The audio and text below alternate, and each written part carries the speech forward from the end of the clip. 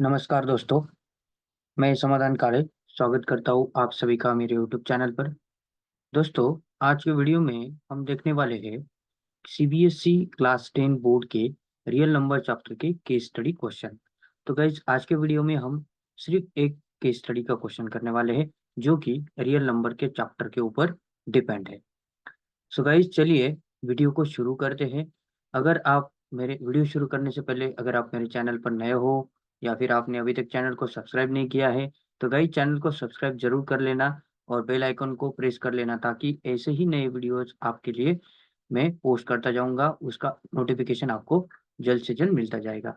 Okay, so without wasting over time हम आपका आज का वीडियो स्टार्ट करते हैं। तो केस स्टडी फर्स्ट है अपना आज। To enhance the reading skills of grade 10 students, the school nominates you and two of your friends to set up a class library. There are two sections, section A and section B of grade 10. There are 32 students in section A and 36 students in section B. So guys, ऐसा ही आपका case study है। आपके एक school library है, उस school library में से class 10 के स्टूडेंट है, दो सेक्शन है। पहले सेक्शन में 32 स्टूडेंट्स है और सेकंड सेक्शन में जो है वो 36 स्टूडेंट्स है। तो इस इसके साथ हमारा कुछ लेना देना नहीं है, हमें सिर्फ नंबर याद रखने हैं। सेक्शन ए में 32 एंड सेक्शन बी में 36। चलिए गाइज, नेक्स्ट देखते हैं आगे क्या बोल रहे हैं। इसमें से क्वेश्चन फर्स्ट है, what is the minimum number of books you will acquire for the class library so that they can be distributed equally among students of section A और section B। तो आपको ये फाइंड आउट करना है guys, यहाँ पे उसने ये वर्ड मेंशन किया है मिनिमम। तो रियल नंबर चैप्टर में जब जैसे ही आपने थ्योरी पढ़ा होगा, वहाँ पे बहुत सारे क्वेश्चंस आपके टीचरों ने आपको पढ़ाए होंगे, सेल्फ स्टडी किया होगा। तो मेरी भी आपसे एक राय है कि चैप्टर 1 के क्वेश्चन में अगर आपको कहीं पे मिनिमम, लीस्ट, एट लीस्ट, जिसका मीनिंग कम होता है, ऐसे वर्ड्स अगर आते हो तो आपको आपको निकालना है गाइस एलसीएम। ये तो सबको पता ही होगा, आपको क्या निकालना है? एलसीएम। तो ये क्वेश्चन में हमें एलसीएम ही निकालना है। लेकिन ये जो है ये जो बुक्स है वो सेक्शन ए के स्टूडेंट को और सेक्शन बी के स्टूडेंट को बराबरी में बांटने हैं, इक्वली बांटने हैं। तो हमें क्या करना है गाइस, सेक्शन ए में जितने स्टूडेंट है और सेक्शन बी में जितने स्टूडेंट है उन दोनों का एलसीएम निकालना है। तो सेक्शन ए में हमारे पास 32 स्टूडेंट है गाइस और सेक्शन बी में हमारे पास 36 स्टूडेंट्स है। तो सबसे पहले हम ये जो 32 है इसको प्राइम फैक्टर्स में डिवाइड करते हैं गाइस। ओके, तो ये आएगा गाइस 2 की पावर 5 आएगा, तो 2 into 2 into 2 into 2 into 2। Okay, that means it is equal to 2 raise to power 5। और ये जो 36 है गाइस, 36 जो है उसको आप लिख सकते हो 2 इंटू 18। ओके, नाउ 18 के आप फैक्टर्स निकाल सकते हो, 2 into 2 into 9। Okay, then 9 can be factorise 2 into 2 into 3 into 3। Okay, now this can be written as 2 into 2 means guys 2 square होता है, into 3 into 3 means 3 का स्क्वायर होगा। तो ये हो गया आपके फैक्टराइजेशन। अब आपको एलसीएम निकालना है गाइस। क्या निकालना है? एलसीएम। तो एलसीएम में एक चीज ध्यान में रखना है, एलसीएम में आपको 32 में फैक्टर्स दिख रहे हैं, कुछ 36 में दिख रहे हैं। तो ये दोनों नंबर्स में जितने भी फैक्टर्स है उतने सारे फैक्टर्स आपको लेने हैं। तो इधर 2 है, यहाँ पे भी 2 है, मतलब आपको 2 ये फैक्टर लेना है।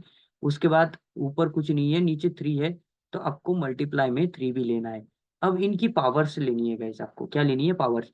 जब भी आपको एलसीएम फाइंड आउट करना है गाइस, क्या करना है? जब भी आपको एलसीएम फाइंड आउट करना है तब तब आपको जो पावर लेनी है वो ग्रेटेस्ट पावर लेनी है गाइस। कौन सी पावर लेनी है? ग्रेटेस्ट वाली पावर। मैं थोड़ा सा कलर यहाँ पे चेंज कर रहा हूँ गाइस। ओके, अब देखिए ये जो है इसकी पावर है 5। इसकी पावर कितनी है? 5। मतलब पहले नंबर में पावर 5 है और सेकंड नंबर में पावर 2 है। तो ये दोनों में से जो पावर बड़ी होगी वो आपको लेनी है। तो पहले नंबर की मैं पावर लूंगा 5। अब 3 जो है वो पहले नंबर में है ही नहीं, लेकिन सेकंड नंबर में है, तो उसकी पावर कितनी है? 2 है। तो यहाँ पे मैं लूंगा 3 की पावर 2 और ये दोनों को मुझे मल्टीप्लाई कर देना है। 2 की पावर 5 मतलब होता है आपका 32 ऊपर है ही। ओके, इंटू 3 की पावर 2 मतलब होगा गाइस 9। इसका अगर आप मल्टीप्लिकेशन करोगे 9 टू ज़ा 18 होगा, आप कैरी 1 दोगे। ओके।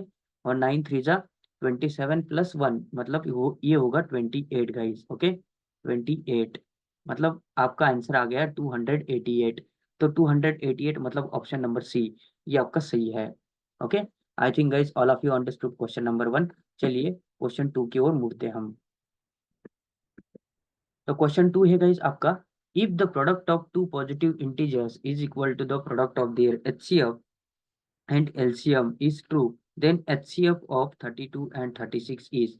मतलब आपको ये आइडेंटिटी पता ही होगी, आप सभी ने ये स्टडी किया है। एचसीएफ इंटू एलसीएम, ये प्रॉपर्टी आपने लर्न की है। HCF of two numbers into LCM of two numbers is equal to product of these two numbers, ऐसे होता है गाइस। तो आपको फाइंड आउट करना है HCF and HCF of 32 and 36। लेकिन अभी गाइस एलसीएम हमने फाइंड आउट किया है, वहां पे हमने क्या निकाले गाइस, फैक्टर्स निकाले। ओके तो ये इतना ये करने की जरूरत नहीं है, एलसीएम भी आपके पास है, एचसीएफ आपको ढूंढना है, दोनों नंबर का प्रोडक्ट कर दीजिए, वो मेथड से भी करते हैं। चलिए पहले इस मेथड से करके देखते हैं। हमें एचसीएफ फाइंड करना है, एचसीएफ को एज इट इज रखिएगा। एलसीएम हमारा आया है गाइस 288। ओके और is equal to A into B मतलब होगा गाइस 32 इंटू 36। ऐसे करोगे तो भी आपको आंसर मिलेगा गाइस। ओके तो ये 288 वो साइड में डिवाइड होगा, मतलब H C F is equal to 32 into 36 ऐसा होगा गाइस। लेकिन हमने अभी अभी प्राइम फैक्टराइजेशन फाइंड आउट किया है, तो ये इतना बड़ा कैलकुलेशन करने की हमें जरूरत नहीं है, तो प्राइम फैक्टराइजेशन से हम जा सकते हैं गाइस। ओके प्राइम फैक्टराइजेशन में क्या है देखिए, अब आपको फाइंड आउट करना है एचसीएफ। क्या फाइंड करना है गाइज, एचसीएफ। मैं अगेन इसका कलर चेंज कर लेता हूँ ताकि हमारे समझ में आएगा। ओके अगर हमें एचसीएफ फाइंड आउट करना है तो देखिए HCF is equal to, again HCF में आपको सिर्फ कॉमन फैक्टर्स लेने होते हैं गाइज। ओके यहाँ पे आपका 32 है और यहाँ पे आपका 36 है, यहाँ पे फैक्टर आ रहा है 2 और यहाँ पे भी 2 है, मतलब सिर्फ 2 जो है वो कॉमन फैक्टर है, तो 2 ही लेंगे। अब एचसीएफ में लीस्ट पावर लेते हैं गाइस, हम कौन सी पावर लेते हैं, लीस्ट वाली पावर, ये ध्यान में रखना। और एलसीएम में जो है वो ग्रेटेस्ट वाली पावर लेते हैं गाइस, कौन सी पावर लेते हैं हम, ग्रेटेस्ट पावर, ये ध्यान में रखना। अगर जहां जहां एलसीएम पूछा है वहां पे आपको ग्रेटेस्ट पावर लेनी है, और एचसीएफ पूछा है वहां पे आपको लीस्ट पावर लेनी है। तो एचसीएफ में अभी देखो दोनों में कॉमन फैक्टर ढूंढने हैं। क्या ढूंढने हैं आपको, एचसीएफ में आपको लेने हैं कॉमन फैक्टर, ये भी एक चीज है। एचसीएफ में आपको लेने हैं कॉमन फैक्टर, और एलसीएम में जो है, एलसीएम में आपको लेने हैं ऑल फैक्टर्स, ये चीजें भी आपको ध्यान में रखनी है गाइस। ओके तो कॉमन फैक्टर है यहाँ पे 2 और इसकी सबसे बड़ी पावर है 5, तो 2 की पावर लेंगे हम, सॉरी एक मिनट, यहाँ पे जो है कॉमन फैक्टर लेने हैं, लेकिन जो पावर जो है वो लीस्ट लेनी है। कौन सी पावर बताया मैंने, लीस्ट पावर। और यहाँ पे पावर जो है वो ग्रेटेस्ट लेनी है। तो लीस्ट पावर जो है वो 5 नहीं आएगी, वो क्या आएगी गाइस, 2 आएगी। तो यहाँ पे 5 की जगह पे मैं क्या लिखूंगा गाइस, 2 लिखूंगा। ओके तो 2 की पावर 2 कितना हो जाएगा, यहाँ पे 4 हो जाएगा। तो ऑप्शन में 4 देखिएगा, 4 यहाँ पे है, आपका आंसर बी करेक्ट है। इस मेथड से भी आप जा सकते हो, इसका कैलकुलेशन करके आपको पूरा आंसर आ जाएगा 4। Okay I hope all of you understood the question number 2। चलिए क्वेश्चन 3 की ओर मुड़ते हैं हम। क्वेश्चन 3 है 36 can be express as a product of primes as. अभी अभी हमने देखा ये जो है 36 जो है वो कैसे लिखा हमने, 2 की पावर 2 इंटू 3 की पावर 2, मतलब कौन सा है ऑप्शन, ऑप्शन ए करेक्ट है गाइस इसका। ओके चलिए क्वेश्चन नंबर 4 की ओर मुड़ते हैं। क्वेश्चन 4 में ये कहा गया है कि 7 into 11 into 13 into 15 plus 15 is a. अब जो है हमें इसका मान फाइंड आउट करना है, मतलब इसका पूरा कैलकुलेशन करना है। देखिए यहाँ तक ये पूरी एक टर्म है।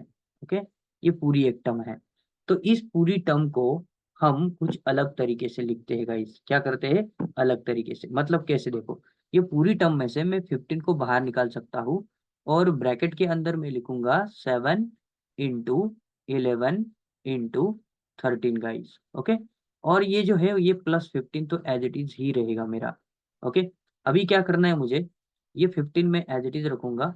अब ये नंबर्स को मल्टीप्लाई करूंगा, 7 को एज इट इज रखता हूँ मैं। ओके 11 3 जा होगा 33, 3 आएगा कैरी हो जाएगा 3।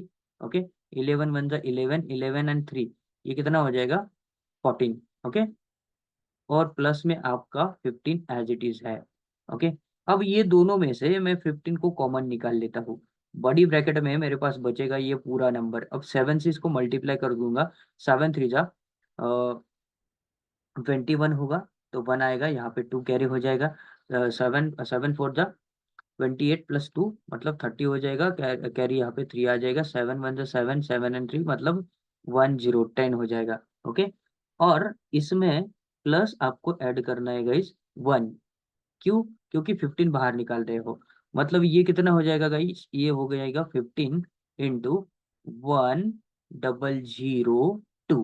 अब ये तो कोई प्राइम नंबर है नहीं, क्योंकि ये 2 का डिविजिबल नंबर है। ओके, मतलब ये कंपोजिट नंबर हो जाएगा। ये नाइदर प्राइम नॉर कंपोजिट, ऐसा भी नहीं है, नन ऑफ द वो ही नहीं है, तो मतलब ये सब कंपोजिट नंबर हो जाएगा।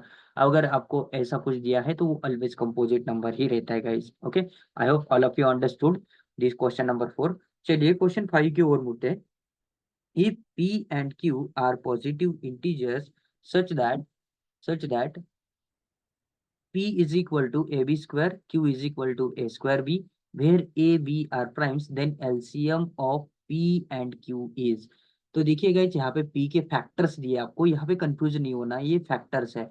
ए बी स्क्वायर का मतलब हो गया A इंटू बी की पावर 2, और A स्क्वायर बी का मतलब हो गया A स्क्वायर इंटू बी हो गया।